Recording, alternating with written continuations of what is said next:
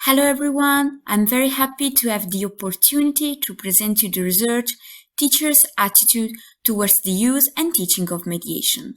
I'm Giulia Ciaramita, I'm a PhD student at the University Jaume I in Castellón de la Plana in Spain, and my PhD is a joint PhD with the University of Turin in Italy. I conducted this research together with my supervisor, Inmaculada Fortanet Gomez, from the University of Castellón de la Plana in Spain. During this presentation, we will firstly see some definitions of mediation. Then we will describe the objective of the study and the research questions. We will describe the methodology, that is a combined methodology in which both a survey and a focus group were used. And finally, we will draw the conclusions and will give some suggestions for further research.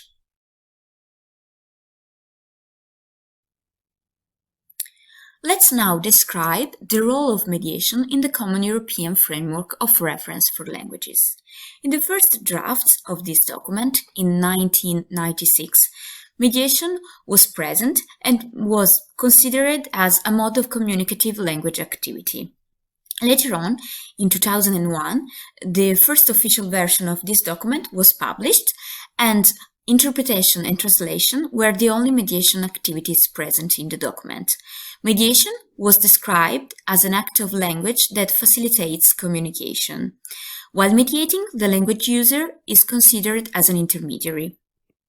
In 2018, the companion volume was published. The companion volume has the aim of updating the Common European Framework of Reference for Languages, and here new descriptors are introduced. 19 scales for mediation activities and 5 scales for mediation strategies. Also new areas were introduced: mediation and plurilingual and pluricultural competence. In the companion volume, mediation is defined as follows. Mediation makes communication possible between persons who are unable to communicate with each other directly. Mediation language activities, such as reprocessing an existing text, occupy an important place in the normal linguistic functioning of our societies. In the companion volume, mediation activities are present. They are divided in 3 categories. The first one is mediating a text. The activities that belong to this category are all the activities linked to the fact of working with spoken or written discourse, for example, explaining data, translating, and note-taking. The second category is mediating concepts, and in this category there are all the activities linked to the fact of managing group work. Finally, in mediating communication, there are all the activities that deal with the fact of facilitating communication in delicate situations and disagreements. In the companion volume, there are also mediation strategies. They can be strategies to explain a new concept, for example, by linking to previous knowledge, by breaking down complicated information, and by adapting language. There are also strategies to simplify a text, for example, by amplifying a dense text or by streamlining a text. Mediation was also studied by some researchers. For example, here we can have a look at the study conducted by Nadales and Valderrama in 2020. They studied the role of mediation in Spain, in particular in the official schools of language. They discovered that teachers are uncertain while teaching and evaluating mediation, since they encounter different difficulties in creating teacher materials and they need clearer evaluation criteria. Therefore, teachers need to be trained about mediation. As far as the research is concerned, according to Nadales and Valderrama, there are still few studies about mediation, and therefore mediation needs to be further investigated. Let's now describe the purpose of this research and the research questions. The aim of the research is to investigate the teacher's attitude towards mediation in the language classes in Spain. The research questions are three. The first one is, do Spanish teachers know what mediation means? And what is their attitude? The second one is, are they aware of using mediation strategies when teaching? And finally, the third one is, do they teach students to use these strategies? Through which practices is mediation taught or used in class, and to which extent?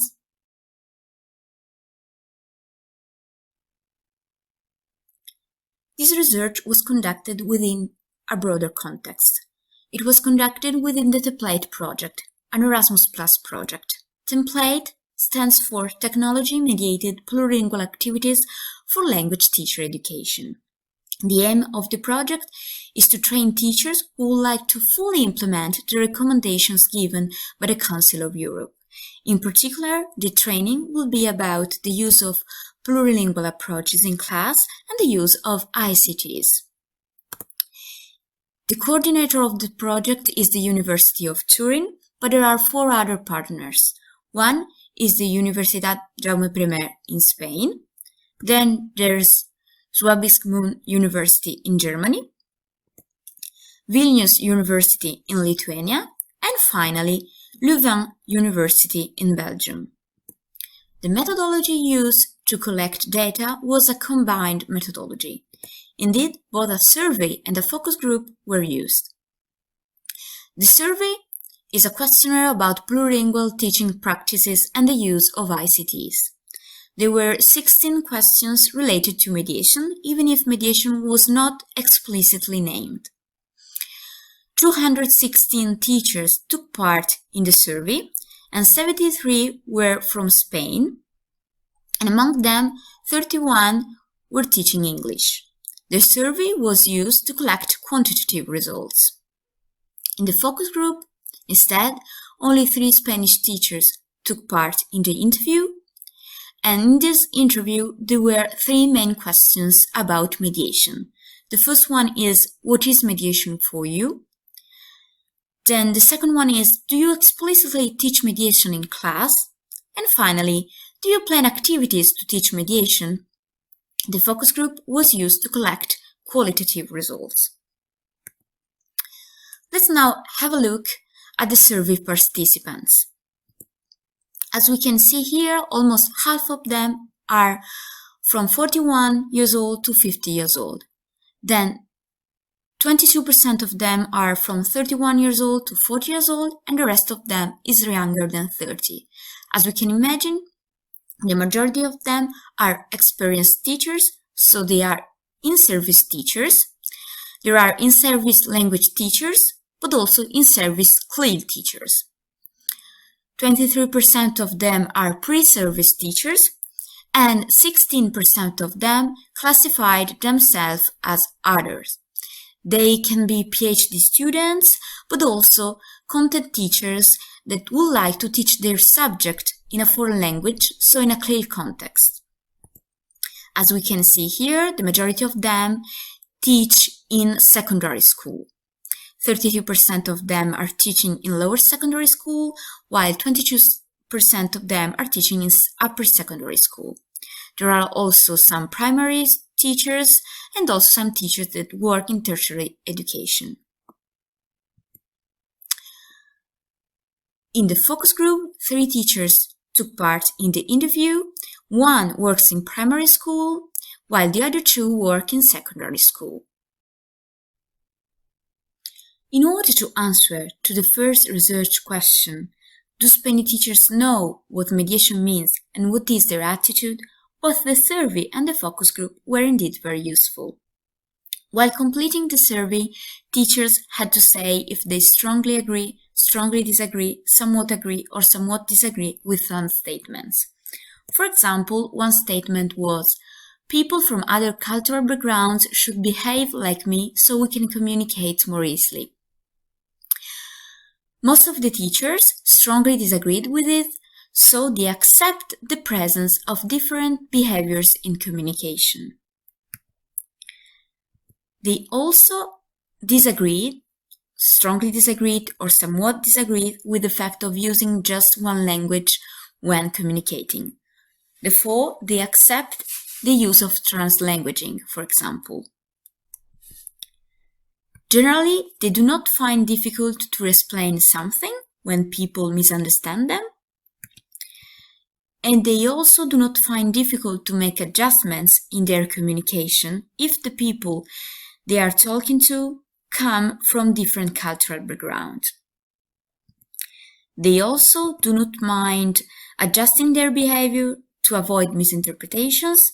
And finally, they can understand some words and expressions in languages they do not know, so they possess abilities linked to intercomprehension.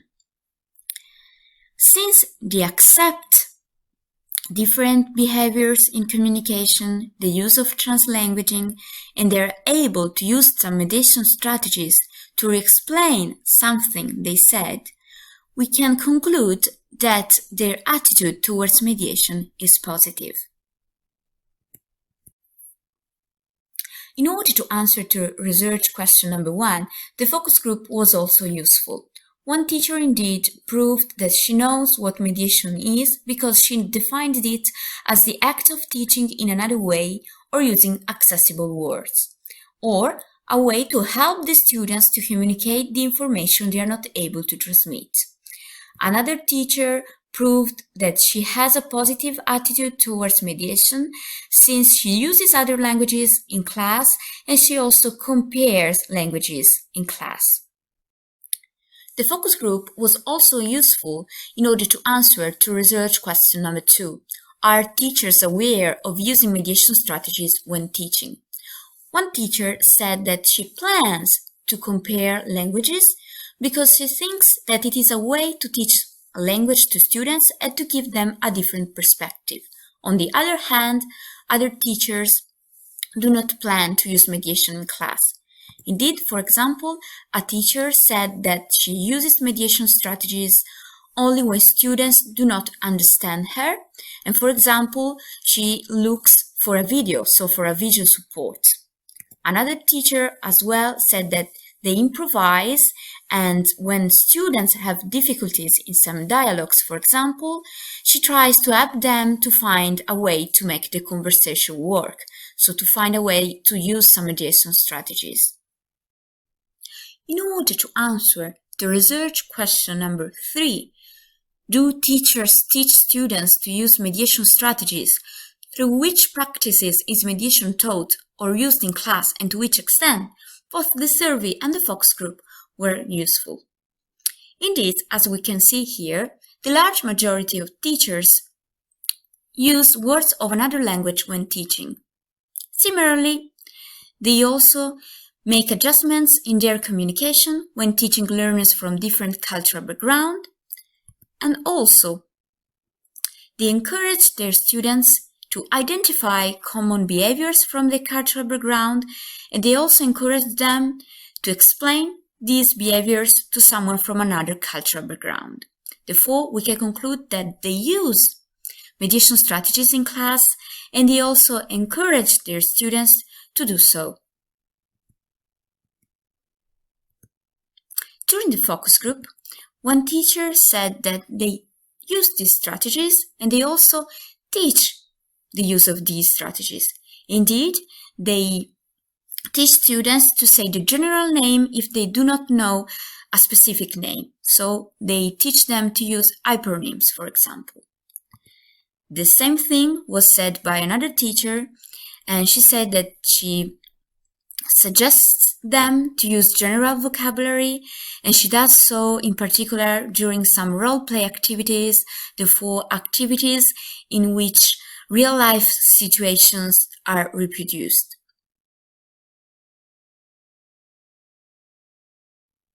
After having analyzed the results of the survey and of the focus group, it is now time to draw some conclusions. For example, it is possible to conclude that generally teachers have a positive attitude towards mediation. Indeed, in the survey, they said that they accept and use mediation strategies such as making adjustments in communication, and using translanguaging. During the interview, one teacher also said that she uses visual support when students encounter difficulties in understanding. Students are also encouraged to develop mediation strategies. Indeed, during the focus group, 2 teachers said that they teach mediation strategies such as using hyperonyms and paraphrasing strategies, especially for oral tasks and role-play activities. It is relevant that they do so in role-play activities because in this kind of activities, students are asked to reproduce some real-life situations. And in real life, nowadays, in modern societies, it is really frequent to have the necessity of using mediation strategies. Nevertheless, the use of mediation in class is not planified in advance. Indeed, 2 teachers out of 3 said that they just improvise the use of mediation when it is necessary. Therefore, mediation is not considered as part of the curriculum, and it is why there is a need for training on this topic. As with all empirical research, this research has its limitations. For example, the number of participants was quite small, and the teachers who participated on a voluntary basis. Therefore, they are all motivated teachers. The research also gives us some suggestions for further research. For example, it would be possible to compare the results with the results of other countries in order to see if the situation in other countries is the same, so to see if the attitude towards mediation is positive, but at the same time mediation is not fully included in the curriculum. It would be also interesting to pedagogically implement the use of mediation in some plurilingual classes. Indeed, by analyzing the survey, we noticed that teachers particularly use mediations in some pluricultural contexts. Therefore, to see the use of mediation in some pluricultural and plurilingual classes would be really relevant. And finally, a teacher training about mediation within the template project could be possible. Indeed, we saw that generally teachers need some training on mediation in order to planify the use of mediation in advance and to fully include it in their curriculum. This is the short bibliography that I used in order to create this presentation. And now I thank you very much for watching and listening to the presentation.